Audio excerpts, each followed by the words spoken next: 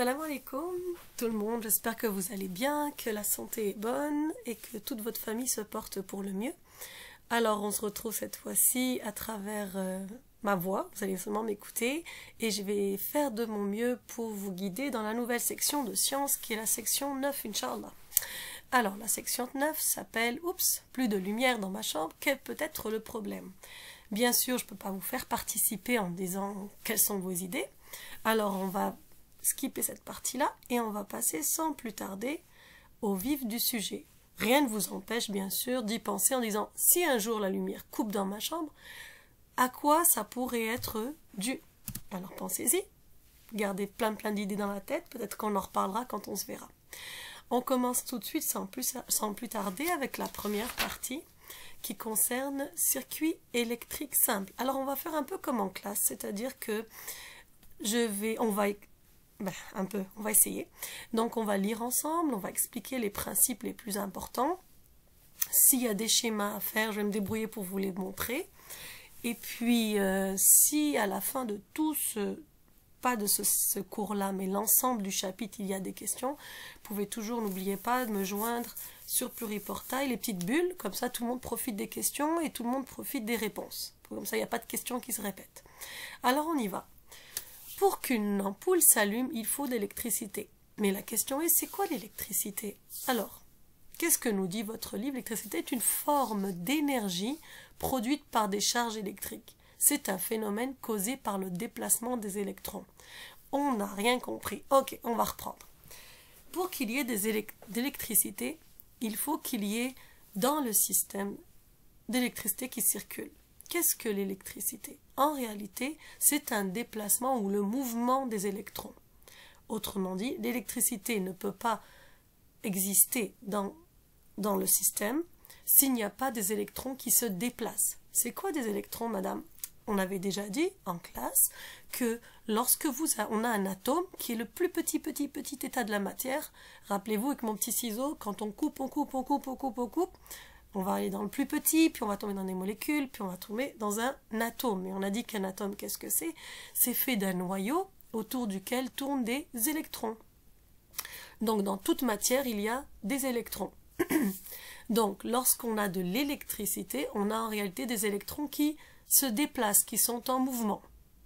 Donc l'électricité est une forme d'énergie, en effet. Avec l'électricité, on peut alimenter des choses qui émettent de la lumière, qui émettent de l'énergie thermique, chauffer, etc., etc. Donc c'est une forme d'énergie qui permet d'alimenter d'autres machines ou d'autres récepteurs en fait dans la maison qui eux vont être utilisables. Ça peut être votre télé, ça peut être votre lampe de chambre, ça peut être votre radio, votre radio-réveil près du lit, etc., etc. Donc, on retient dans cette partie-là que l'électricité est une forme d'énergie produite par des charges électriques et plus précisément, pas n'importe lesquelles, les électrons. Les électrons, on a dit qu'ils se tournent autour du noyau, on dit des charges électriques parce qu'ils contiennent une charge négative.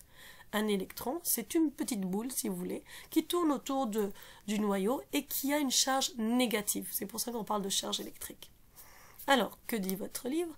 Les électrons sont des charges électriques invisibles à l'œil nu, bien sûr, puisqu'on se trouve à l'état atomique. Je vous ai dit que les électrons tournent autour du noyau de l'atome. Donc déjà, dès qu'on est au niveau de l'atome, on ne voit plus. Et bien avant, déjà, on ne voit plus.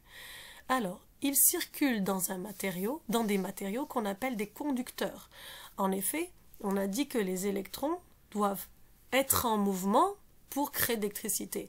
Mais l'électron, on a dit, ça fait partie d'un atome, et l'atome fait partie d'une matière. Donc, il faut une matière qui puisse permettre les électrons de circuler. Ces matières, on les appelle des conducteurs. On verra plus tard que certains matériaux sont des conducteurs, permettent les électrons de se déplacer et donc de créer de l'électricité. D'autres matériaux ne sont pas des conducteurs ou sont des moins bons conducteurs. Je ne veux pas prendre trop d'avance, on va y aller petit à petit. Donc on a dit qu'il y a des matériaux qu'on appelle des conducteurs qui permettent, c'est un peu comme la route qui permet de la voiture de circuler, qui permettent les électrons de circuler. Un fil électrique est par exemple un conducteur, en effet, si par exemple vous mettez la prise au niveau vous branchez une prise pour alimenter, je ne sais pas, la lampe qui se trouve sur votre bureau, ben, le fil va jouer un peu le rôle de la route et va permettre de conduire les électrons jusqu'à votre lampe et l'alimenter pour pouvoir la faire fonctionner, tout simplement. Alors, les électrons se déplacent de façon ordonnée dans un circuit électrique. En effet, ils n'arrivent pas tous en même temps au même endroit, ils arrivent un à un et sont comme un peu, on dirait la queue leu l'un derrière l'autre. Comme quand vous faites bien le rang, par exemple. Donc, l'un derrière l'autre, ils arrivent de façon ordonnée, ils arrivent à peu près à la même vitesse chacun. Et tant qu'ils sont en mouvement, on dit qu'on a un courant électrique. Donc, c'est pour ça qu'on trouve ensuite, les électrons se déplacent de façon ordonnée dans un circuit électrique. Leur déplacement produit un courant électrique. Pour avoir un courant électrique ou tout simplement de l'électricité, il faut avoir absolument des électrons en mouvement. Donc c'est leur déplacement qui permet d'avoir l'électricité. Alors, qu'est-ce qu'un circuit électrique? Un circuit électrique, c'est tout simplement un système où on a un point initial et un point final. Alors, je vais être plus clair avec le petit schéma qu'on voit à côté. On vous dit que pour qu'un circuit électrique fonctionne, les électrons doivent être en mouvement. Je vous l'ai dit et je vous le redis, il n'y a pas d'électricité si les électrons ne sont pas en mouvement. C'est leur mouvement qui crée un courant. Donc, les électrons, regardez ici, ça c'est votre point de départ. Les électrons sont émis ici, ils parcourent l'un derrière l'autre avec leur petite charge négative, là, la petite chose. Ils parcourent les uns derrière l'autre et hop, ils reviennent à la case départ. Donc, les électrons partent de la source de courant. Donc, qu'est-ce qui va émettre en premier les électrons? Ils parcourent tout le circuit et ils reviennent à la source de courant. Donc, si par exemple, les électrons trouvent ici, oh, on est sorti de la prise, parce que c'est le secteur qui va nous alimenter en électrons, en électricité, et tout d'un coup, ici, on revoit une lampe, la lampe de chevet par exemple, ou la lampe de votre bureau. Si la lampe est sur on, l'électricité, les électrons, pardon, vont alimenter, en mouvement, vont alimenter votre lampe et vous allez voir de la lumière. Si par exemple il est sur off, ça va tout simplement ne pas fonctionner. Donc ici, les électrons parcourent tout leur circuit électrique, peu importe ce qu'il y a, ça va les traverser. Si votre matériel que vous avez ici, vos machines, votre, je sais pas moi, le micro-ondes dans la cuisine ou votre lampe de chevet dans la chambre, se trouve sur ce parcours-là, sur on, alors ils vont être en fonction, tout simplement, parce que l'électricité sera passée par là. Donc, point de départ, point de départ ici, vos électrons circulent, tout va bien les uns derrière les autres. Le livre vous dit, c'est comme une course automobile, les électrons suivent à la file le même trajet, mais ne peuvent pas se doubler. Ça, on l'a dit tout à l'heure, quand les électrons se déplacent l'un derrière l'autre, parcourent à la même vitesse et de manière ordonnée. Alors, maintenant, on va passer à une autre partie qui est le rôle de l'interrupteur. Parce que là, vous allez me dire, ok, mais moi, j'ai le contrôle sur ma lampe qui est sur mon bureau. Je peux l'allumer et je peux l'éteindre. Donc, je peux décider quand est-ce que j'arrête ce mouvement ou quand est-ce que j'en ai besoin et donc, hop, je le permets. En effet, c'est parce que vous utilisez votre interrupteur que c'est possible. Donc le rôle de l'interrupteur, et ça c'est important, est de permettre le mouvement des électrons. Si votre interrupteur est sur off, il va couper le passage des électrons, donc du coup pas d'électricité, puisque si on coupe le passage, il n'y a plus de mouvement. S'il n'y a plus de mouvement, il n'y a plus d'électricité automatiquement. Donc le rôle de l'interrupteur est de permettre le mouvement des électrons. Comme sur une route, s'il y a des entraves, des électrons ne circulent plus. Alors, on va parler un peu plus clairement là-dessus. On va descendre un petit peu. Oups, pardon. Alors, on est ici dans un cas où vous avez la source de courant qui émet des électrons qui sont en mouvement. Ici, l'électricité circule. On n'a pas de problème. Imaginez que tout d'un coup, il y ait comme une entrave, un peu comme l'autoroute et les voitures. Prenez cet exemple-là si c'est plus pratique pour vous. Supposez que vous roulez en voiture, puis tout d'un coup, oh, il y a un pont ouvert, ou il y a un gros trou qui coupe le passage. Automatiquement, vous ne pouvez plus circuler. Donc, vous vous arrêtez. Ceux qui sont là vont arriver, puis ils vont s'arrêter. Donc, si on regarde globalement circuit, il n'y a plus de mouvement continu. Donc, il n'y a plus d'électricité. Tant que vos électrons ne sont plus en mouvement, il n'y a plus d'électricité. Par contre, ici, il n'y a aucune entrave. Les électrons continuent de tourner tranquillement. La source de courant émet des électrons qui circulent. Il n'y a rien qui empêche ici le passage du courant, donc l'électricité. Par contre, ici, il y a une entrave. On ne peut plus assurer le mouvement des électrons. Donc, le circuit, on dit qu'il est ouvert. Et quand le circuit est ouvert, les électrons ne peuvent pas circuler. Donc, il n'y a pas de courant. On coupe le courant électrique. Donc, il n'y a plus d'électricité à ce moment-là. C'est l'équivalent lorsque vous éteignez la lumière, quand vous pesez sur l'interrupteur, soit de votre chambre, soit le petit bouton de votre lampe de bureau. Tout simplement, vous venez ici mettre une entrave et vous empêchez vos électrons de parcourir du secteur, de la prise jusqu'à votre lampe et d'alimenter correctement votre lampe. Vous n'avez plus besoin, pouf, vous appuyez sur votre interrupteur et vous cassez ce mouvement-là, donc vous n'alimentez plus en électricité votre lampe. Ça va tout le monde? Autrement dit, on va retenir la chose suivante. Alors, le rôle de l'interrupteur est de permettre le mouvement des électrons. Comme sur la route, s'il y a une entrave, les électrons ne peuvent plus circuler. Entrave signifie il y a un... Comment on appelle ça? J'ai perdu le mot. Une entrave, c'est quelque chose qui empêche les choses d'avancer, de continuer normalement. Un problème ou un défaut ou un trou. Dans ce cas-là, ici, c'est un gros trou qui empêche le petit bonhomme électron de passer. Donc, si l'interrupteur est en position de marche, donc on allume, on met on, le circuit est fermé. Donc, ça, c'est un peu circuit fermé, c'est le circuit lorsque vous avez votre interrupteur sur on. Par contre, si l'interrupteur est en position d'arrêt, le circuit est ouvert, les électrons ne peuvent plus circuler. Autrement dit, ici, votre circuit est ouvert, vous l'avez ouvert, c'est plus fermé. Si vous aviez, si vous voulez, un pont, le pont ici, il n'est pas fermé, il est ouvert et vous empêchez les électrons de circuler normalement. Donc, il n'y a plus d'alimentation en électricité dans l'appareil, par exemple, que vous considérez, ou dans le chemin ici. Il n'y a plus de mouvement, donc il n'y a plus d'électricité qui est fournie. Alors, prenons l'exemple d'un circuit électrique simple. Tout simplement, qu'est-ce que vous avez ici? Observez bien. Vous avez une pile. Comme dans chaque pile, vous allez avoir une polarité positive et une polarité négative. Vous avez ici une lampe. Donc ça, c'est une lampe. En fait, si vous regardez bien, vous avez même le filament, vous êtes capable de le voir. Donc, une lampe. Et ici, c'est ce qui joue le rôle de votre interrupteur. D'accord? Donc, c'est un peu le petit bouton on-off sur lequel vous appuyez pour éventuellement allumer la lampe de votre chevet ou la lumière de votre chambre. Alors, les fils qui sont ici permettent bien sûr de relier chaque élément entre eux.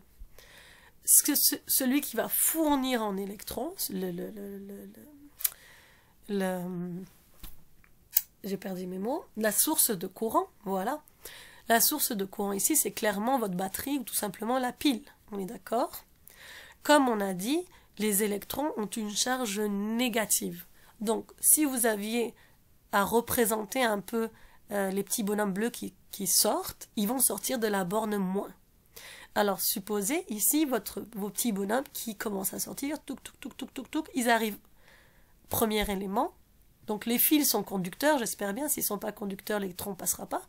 Donc on a des fils conducteurs qui permettent aux électrons de se déplacer, ils arrivent à l'interrupteur. Si l'interrupteur est comme ça, est-ce que vous supposez que les électrons arrivés ici peuvent sauter pour arriver là? Non. Donc on dit qu'on a ici un circuit qui est ouvert, parce que les électrons, une fois arrivés là, ou même au pire là, si ce truc est conducteur, ils ne peuvent pas passer de l'autre côté. Il y a une entrave, il y a un problème, il y a un peu l'équivalent de ce petit trou ici, ils ne sont pas capables de sauter par-dessus pour continuer leur course. Donc ici, le circuit est ouvert, regardez l'état de votre lampe, elle est éteinte. Ok? Supposons maintenant que lui, je le redescends jusque là. À ce moment-là, vos électrons traverse le fil, et bien sûr, si l'interrupteur ici, on l'abaisse là, continue son parcours et vient alimenter la lampe qui s'allume et qui traverse, donc il se traverse ici, passe par le filament, on allume la lampe, tout est en mouvement et hop, on revient à la source de courant et c'est reparti. Lorsque le système est fermé, lorsque l'interrupteur est fermé, on a un circuit fermé. Par contre, faites attention ici, ce qui est représenté devant vous est un circuit ouvert parce que l'interrupteur est ouvert. Je vais dire, est-ce que ça va? Mais finalement, je ne sais pas. Donc, on continue. On y va. Hop. Alors. En physique, on peut avoir des systèmes plus complexes. Ça veut dire on peut brancher une source de courant à plein d'autres choses. Puis tout d'un coup, là, si vous voyez dans la vraie vie, ça fait des fils dans tous les sens. Si on veut comprendre, étudier, analyser ou représenter ça, on a besoin de le faire le plus simple possible. Alors, on utilise tout simplement des symboles. Par exemple, vous avez ici, on regarde la légende en premier, ici on a le symbole, si on veut représenter ce qu'on a fait tout à l'heure, donc l'image précédente, avec la pile, l'interrupteur et la lampe, on a besoin de symboles qui sont représentés ici dans la légende. Par exemple, l'ampoule est représentée de cette manière. C'est un cercle avec une croix au centre. Et les deux petites lignes ici, c'est pour dire qu'elles sont reliées à des fils. Votre générateur, qui est ici une pile. Donc ça représente la pile. On retrouve la petite barre qui représente la borne négative de la pile et la grande barre qui représente la borne positive de la pile. S'il y en a qui ont un trou de mémoire, allez hop, on refait un saut vite vite. Regardez ici. C'est votre pile, borne négative, borne positive ici. Ça va? Ok, on revient. Ok. Donc, ça, les fils, bien sûr, la ligne, le trait simple, c'est le fil conducteur, le fil qui relie nos différents éléments. Et comme vous le voyez, ressemble beaucoup à ce que vous avez vu tout à l'heure, c'est notre fameux interrupteur. Alors, lorsqu'il est ouvert, il n'est pas relié à l'autre point. Lorsqu'il est fermé, il joue le rôle d'un fil, ça veut dire il laisse passer les électrons en mouvement. Ce qu'on a dit tout à l'heure, on le voit ici schématisé.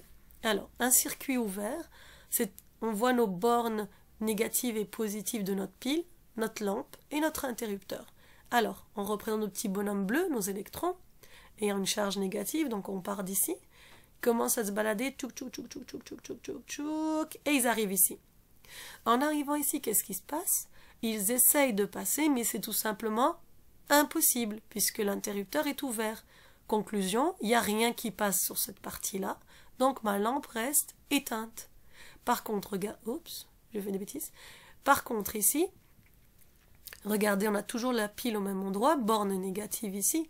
Nos petits électrons commencent à partir, il y a un fil conducteur, donc ils vont être conduits par ce fil.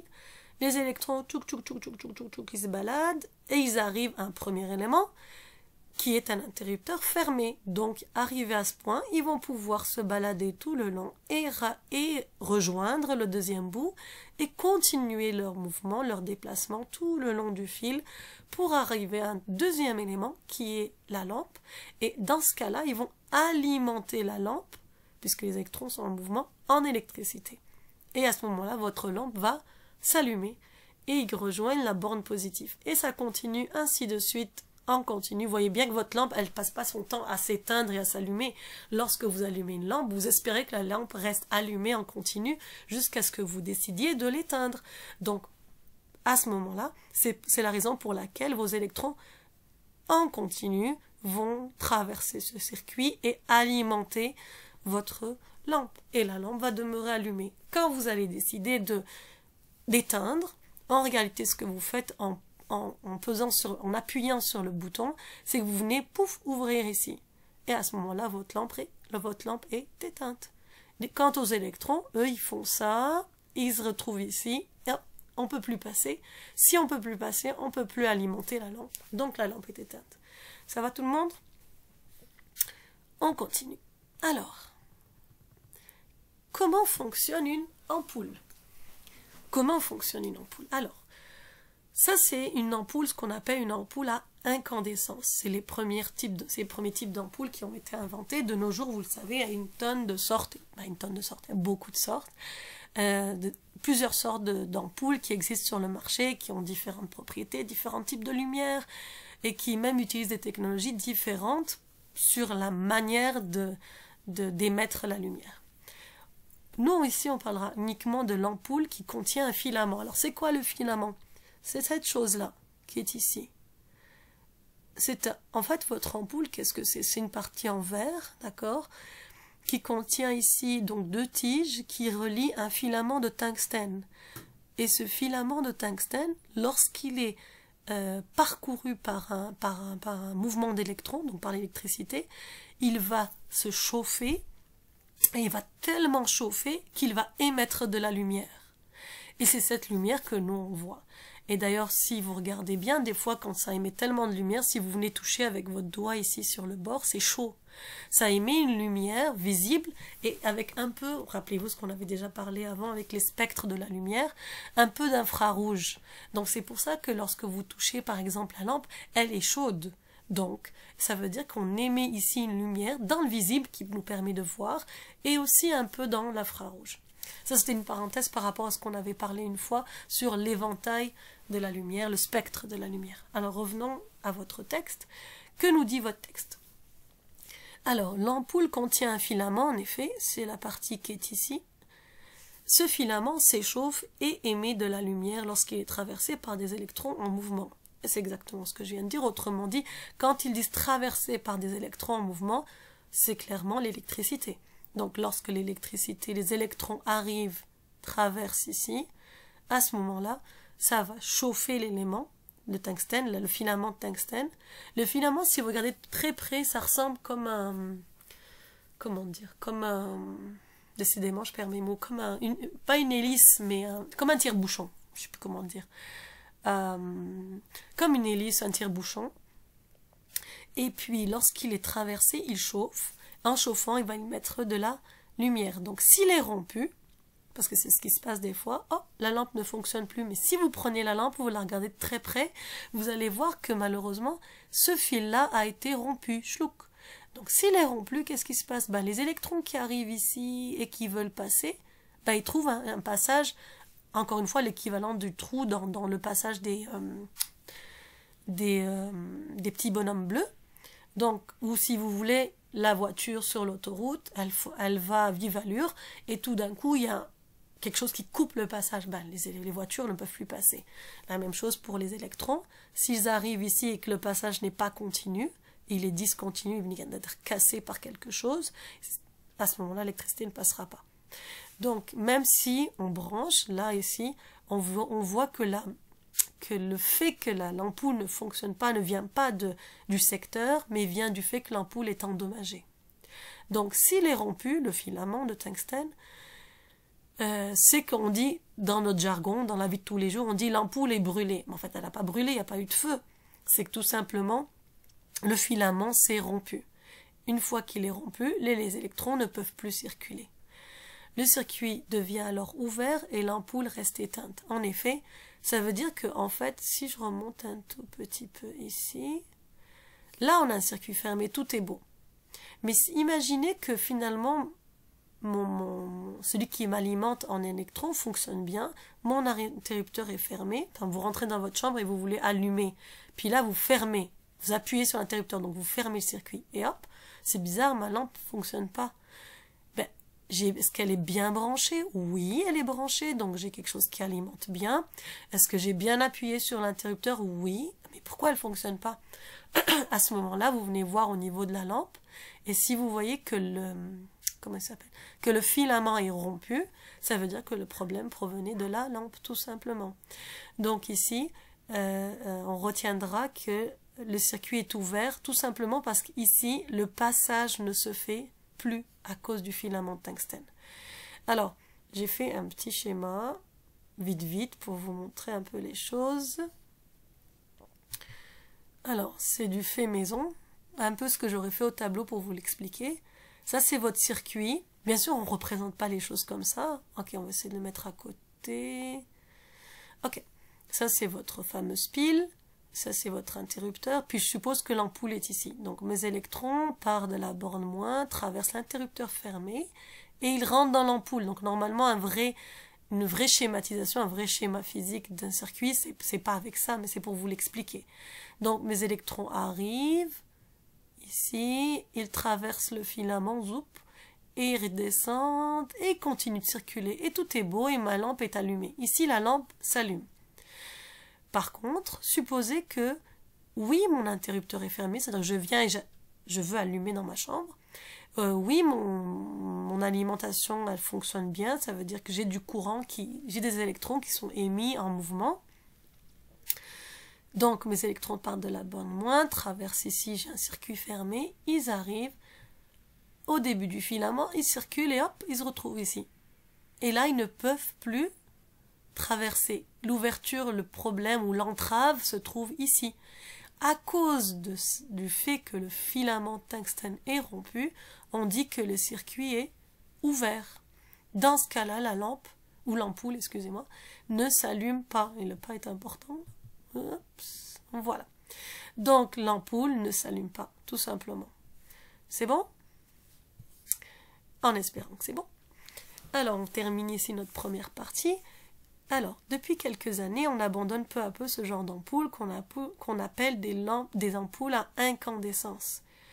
À cause de leur façon d'émettre la lumière, elles doivent utiliser un filament dans un matériau qui va émettre de la lumière lorsqu'il est traversé par des électrons. On appelle ça une ampoule à incandescence. Donc, on les remplace de plus en plus par des ampoules qui consomment moins d'énergie. Les évolutions scientifiques et technologiques font qu'on va toujours faire des choses plus efficaces, entre autres en termes d'énergie. Donc, on les remplace par des ampoules qui consomment moins d'énergie. Par exemple, les ampoules fluocompactes. Alors, les ampoules fluocompactes, c'est très simple, ce sont les lampes néons. Tout simplement, on appelle ça normalement. Si vous levez la tête dans votre classe, vous allez voir que la lumière qu'on a dans la classe, ce sont des lampes néons, qu'on appelle en réalité des ampoules fluocompactes. Ou encore, on a les ampoules LED, qu'on appelle DEL ou LED, ça dépend si on utilise la façon anglophone ou francophone, qui sont en réalité des diodes électroluminescentes. Alors, si on était en classe, je vous aurais dit 2 mots sur c'est quoi le principe des lampes fluocompactes, des ampoules fluocompactes et des ampoules DEL. Mais comme on n'est pas en classe et comme je veux aller dans l'essentiel, ça veut dire ce qui est important pour votre cours, on va s'arrêter ici. Ça fait l'objet du premier cours que je dois vous envoyer lundi soir, que normalement vous allez voir mardi. Donc là, vous vous arrêtez, moi j'enchaîne. Pourquoi? Parce que je vais faire l'ensemble du cours. Donc pour aujourd'hui, ça veut dire aujourd'hui vous êtes mardi.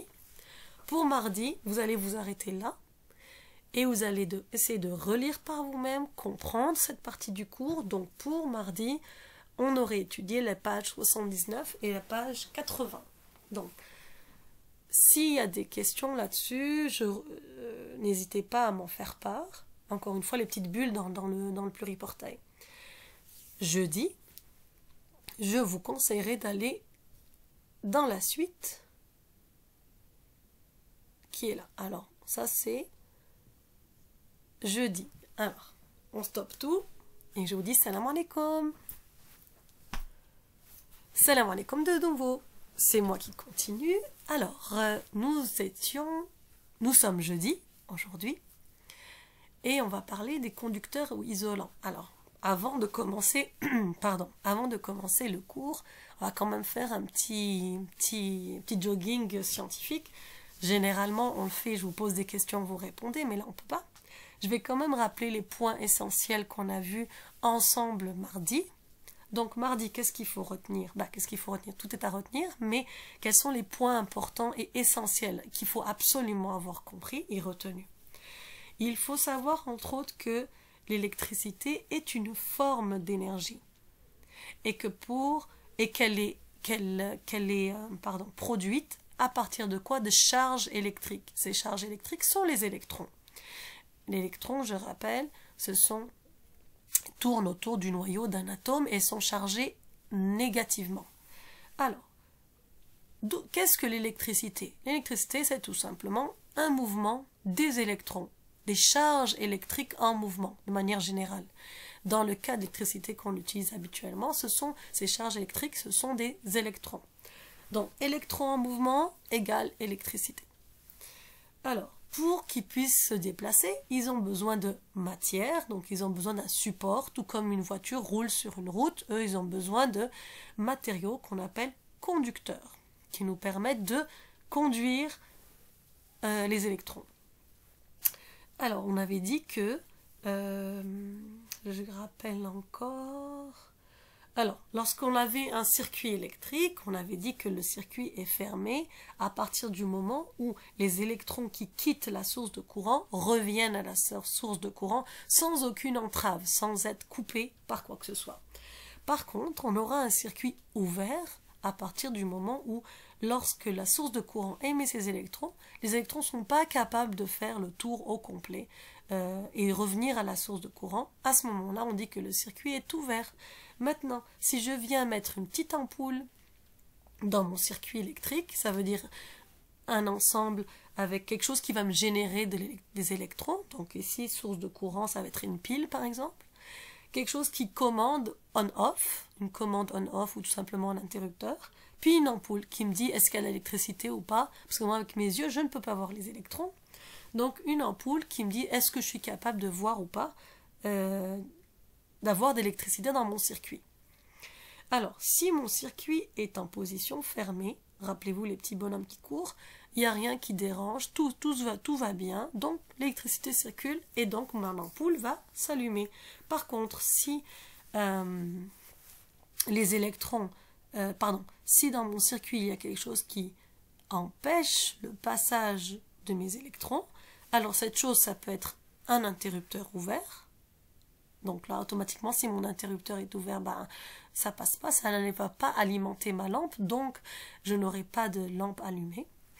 Ou alors, on l'a vu, si votre ampoule est une ampoule à incandescence, il se peut que le filament de tungstène soit rompu, et dans ce cas-là, les électrons, dans leur circuit, dans leur chemin, vont se retrouver à ne plus pouvoir passer, et donc le circuit, on dit qu'il est ouvert, et dans ce cas-là, votre lampe ne va pas s'allumer. D'accord? Nous avons vu aussi, lorsqu'on doit schématiser un circuit électrique, à quoi ressemblent les symboles, vous devez être capable de redessiner un circuit électrique. Donc il faut connaître, un fil c'est une ligne, une barre, qu'une ampoule c'est le cercle avec une croix et avec les deux traits sur le bord, à droite à gauche, c'est pour dire que c'est relié à un fil. Il faut savoir comment représenter un générateur, c'est-à-dire qui génère des électrons, ou tout simplement votre pile. La pile, plus précisément, c'est une petite barre verticale qui se trouve juste à côté, très peu espacée, d'une grande barre verticale. La petite représente la borne négative et la grande représente la borne positive. Encore une fois, les deux petites lignes horizontales à droite et à gauche représentent le fil, le fait qu'on puisse brancher à travers des fils notre générateur. Donc les fils conducteurs, on a dit c'est des lignes simples, et les interrupteurs, donc l'interrupteur, on voit le début, la fin de l'interrupteur, donc les deux boules, les petites boules noires, les ronds. Si mon interrupteur est fermé, il laisse passer le courant, il réagit comme un fil, donc il va être comme un fil, tout droit, horizontal. S'il est ouvert, c'est un peu comme un pont qu'on ouvre pour empêcher le passage des électrons, c'est pour ça qu'on le représente de cette manière. Maintenant, si mon circuit est fermé et que l'ampoule est allumée, je vais la représenter colorée jaune, ou je peux faire un signe spécial pour montrer qu'elle est allumée, mais en général, on la colore de jaune. Si elle est colorée blanche, en général, c'est qu'elle n'est pas allumée. Et enfin, ce qu'on avait vu la dernière fois, c'est quoi une ampoule à incandescence? C'est tout simplement une ampoule qui contient un matériau à l'intérieur, qui est un filament. Ce filament, il est constitué d'un matériau qui, lorsqu'il est traversé par des électrons, donc l'électricité tout simplement, il va chauffer, et en chauffant, il va devenir rouge, et en devenant rouge, il va tout simplement, par la suite, émettre de la lumière. Émettre des photons, tout simplement. Donc, on va dire tout ça, pardon. Donc, voilà. Et donc, notre ampoule, tant qu'elle est traversée par des électrons en mouvement, va être allumée. Si j'éteins l'interrupteur, automatiquement, j'ouvre le circuit, mon ampoule s'éteint. Par contre, si le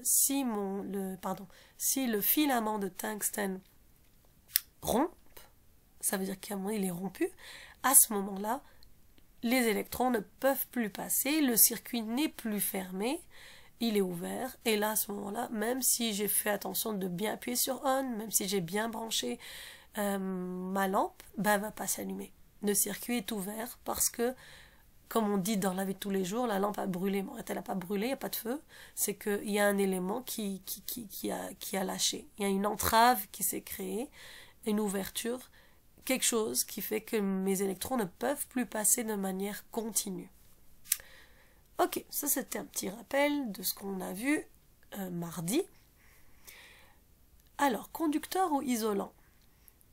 On a parlé au tout début de ce cours, on a dit que les électrons, pour se déplacer, avaient besoin d'un matériau qui joue un peu le rôle de la route pour nos voitures. C'est-à-dire que la voiture, quand elle roule pas dans l'air, bien sûr, elle roule sur une route goudronnée. Donc, il faut bien sûr, je vais faire un peu le parallèle, c'est comme l'état de votre route. Ça peut être une route super lisse, super belle, et là, vous allez rouler à toute vitesse, sans problème. Et si je prends le cas de l'autoroute, bien sûr, et sans aucune difficulté. Le mouvement est fluide, un peu comme les autoroutes, le mouvement des voitures sont fluides, le mouvement est fluide, pardon, l'état des routes est très, très, très bon, très lisse, donc tout ce qui est propice à une bonne circulation des voitures. Maintenant, supposez que vous passez maintenant dans une route de campagne très chaotique, il y a plein de pierres, il y a plein de roches. Là, le mouvement se fait un peu plus difficilement et la voiture ne passe pas facilement. On ne peut plus rouler aussi vite. Maintenant, imaginez vraiment la route devenir de plus en plus difficile, ce qui fait qu'on ne peut plus rouler de longue distance ou on ne peut plus rouler à aussi grande vitesse, jusqu'à un point où, par exemple, la route devient impraticable. Là, c'est clair, on a la voiture, on veut avancer, on ne peut plus avancer. La route n'est plus propice à l'avancement des voitures. Les électrons, c'est un peu pareil. C'est-à-dire que si vous avez un matériau qui conduit, qui est un excellent conducteur, un bon conducteur électrique, alors les électrons sont tout contents. C'est un peu l'autoroute, ils circulent vite, bien, de manière ordonnée, l'un derrière l'autre, comme on l'a vu la dernière fois. Par contre, il y a des éléments, des matériaux qui ne sont pas des conducteurs, qui, si on prend l'extrême opposé, quand on ne conduit pas, on dit qu'on isole. Ça veut dire que, comment vous l'expliquer? C'est-à-dire qu'on isole, on éloigne, comment dire, on isole, ça veut dire on sépare une partie d'une autre, et on peut pas, un peu comme votre voiture devant la partie où on ne peut plus avancer, ça veut dire que la voiture est isolée du reste. Elle ne peut plus avancer, elle ne peut plus aller de l'avant, et donc ne peut pas se rendre à son point où elle devait aller. Donc elle est isolée du point, par exemple, dans lequel elle voulait aller. Les électrons face à un isolant ne pourront plus circuler, ou ne pourront que très difficilement circuler, et à ce moment-là, on dira qu'on a ici un matériau qui est isolant, un isolant électrique. Donc électrique parce qu'on fait lien aux électrons. Alors on va lire un petit peu votre cours. Les fils électriques sont faits de cuivre. Alors oui, ce sont les fils électriques habituels que l'on voit, qui relient, si vous voulez, votre secteur à votre récepteur. Ça veut dire votre lampe, votre télévision, votre micro-ondes, ce que vous voulez. Donc les fils électriques sont faits de cuivre, un matériau qui est un excellent conducteur électrique. Les électrons y circulent donc facilement. Lorsque les matériaux sont des excellents conducteurs électriques, c'est l'équivalent de l'autoroute, ils circulent très très facilement. Alors, quelques exemples de conducteurs électriques, bien sûr, il faut savoir c'est quoi un conducteur électrique et vous devez en connaître quelques exemples. Donc, matériaux qui laissent circuler facilement le courant électrique, autrement dit, les électrons. Des exemples, le cuivre, le fer, l'acier, l'or, l'argent. En général, les métaux sont d'excellents conducteurs. En général, on ne va pas dire tous, ils sont d'excellents conducteurs électriques. Vous avez l'extrême inverse, ça veut dire les isolants électriques sont des matériaux qui ne laissent pas passer le courant électrique. Il va empêcher le passage des électrons. Des exemples de bons isolants électriques. Alors ici, pourquoi on dit bon isolant électrique? Parce que des fois, dans la vie de tous les jours, on aimerait avoir un matériel qui soit un isolant électrique. C'est pratique. Pourquoi? Pour protéger. Par exemple, si vous avez vous voulez pouvoir toucher de manière safe, sécuritaire, un élément et pas vous prendre un choc électrique, ben on appréciera que cet élément-là soit couvert d'un isolant électrique. Donc l'isolant est très pratique pour protéger, entre autres pour protéger, pour des raisons de sécurité. Donc des bons isolants électriques, on a le bois, l'air, le caoutchouc, le plastique et la cire. La cire, je vous rappelle, c'est l'élément qui constitue la bougie, tout simplement. Donc la cire est aussi un bon isolant électrique. Entre les deux, vous allez avoir une échelle. Ça veut dire, comme je vous ai dit, quand je vous donnais l'exemple des voitures, on peut avoir l'autoroute, puis on peut avoir le côté le moment où on ne peut plus avancer, mais entre les deux, il y avait des possibilités. Comme je vous dis, si tout d'un coup il y a des gros cailloux, des grosses roches dans le passage des voitures, le passage va être plus difficile. Et ainsi de suite. Il y a des degrés, dépendamment de ce que j'ai sur ma route. La même chose pour les conducteurs et les isolants. Mes électrons, lorsqu'ils sont lâchés, s'ils sont face à un matériau qui est conducteur, ils vont pouvoir circuler facilement et de manière efficace. Par contre, lorsqu'ils vont être face à un isolant électrique, ils ne vont plus pouvoir circuler ou très très très difficilement. Rares sont les électrons qui pourront passer. On continue avec votre livre. Il existe des conducteurs et des isolants plus efficaces que d'autres, en effet. Ce schéma, alors on va descendre. Ce schéma présente dans l'ordre quelques-uns des meilleurs conducteurs et des meilleurs isolants. Alors, comme je l'ai dit tout à l'heure, vous allez, en fait, c'est comme si, il n'y a pas vraiment de zéro dans cette échelle-là, on a ici le milieu. Plus on va vers la gauche, plus on est meilleur conducteur, plus on va vers la droite, plus on est un meilleur isolant. Les très bons isolants, l'air, le bois, très bons conducteurs, l'acier, donc les métaux en général, le cuivre, donc vous voyez le cuivre qui est utilisé dans nos fils électriques. Et ce qui entoure le cuivre ici, la partie noire, est bien sûr un isolant, puisque quand vous touchez ici, vous ne voulez pas que les électrons passent du cuivre à votre main, sinon vous prendrez un choc électrique à chaque fois. Donc je ne vous le souhaite pas bien sûr, et je le souhaite à personne. Donc automatiquement ce cuivre conduit très très bien l'électricité, les électrons, et la partie ici, elle est un isolant qui empêche les électrons, qui nous protège en fait si vous voulez, du courant électrique qui circule à l'intérieur. Notre corps humain, alors on va en parler juste en dessous, hop. Sur ce schéma, pardon, le corps humain se trouve à mi-chemin entre les conducteurs et les isolants. C'est donc qu'il peut conduire le courant. Voilà pourquoi il t'arrive de recevoir des chocs électriques. Ça vous arrive parfois de ressentir des chocs électriques, mais parce que vous avez ici dans votre corps, on a des charges électriques, on a des, comment dire, bon, là je sors du cours, mais il y a dans votre corps des espèces chargées. Et lorsqu'on sent le choc électrique, c'est parce que les électrons sont passés à travers nous comme si nous étions un fil. On est devenu un conducteur. On n'est pas un excellent conducteur, alhamdoulilah, heureusement, mais on est quand même un peu conducteur. Donc ça nous arrive parfois de recevoir des chocs électriques. C'est pour ça qu'on conseille toujours de jamais toucher une prise électrique en ayant les mains humides ou de ne pas sortir en temps de foudre ou d'orage, parce que on pourrait prendre un choc électrique. Parce qu'on est en partie conducteur. Mais on est aussi isolant, heureusement aussi, alhamdoulilah, parce que c'est pas toute chose qu'on touche, on ne va pas réagir à toute chose qu'on touche qui est elle-même chargée. Donc on est entre les deux et on peut ressentir des fois l'effet du courant.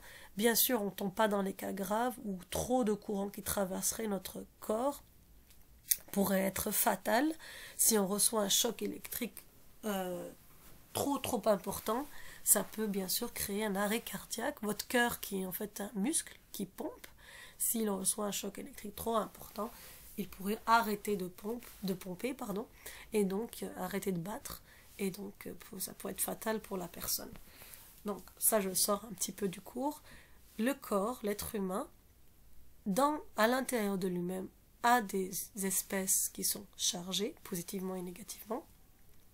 C'est pour ça qu'il peut parfois ressentir les chocs électriques, il peut jouer le rôle du fil, ressentir, les électrons peuvent le traverser, mais il n'est pas un excellent conducteur, heureusement. On est aussi isolant, donc on est intermédiaire.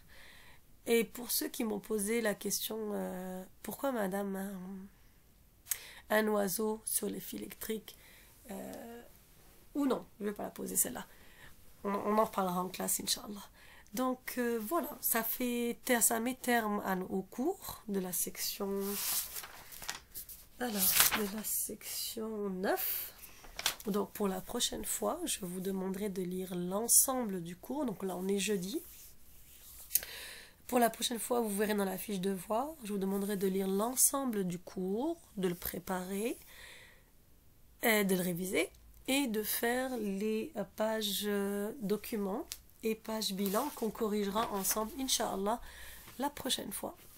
Je vous dis assalamu alaikum, portez-vous bien et à très bientôt. Assalamu alaikum.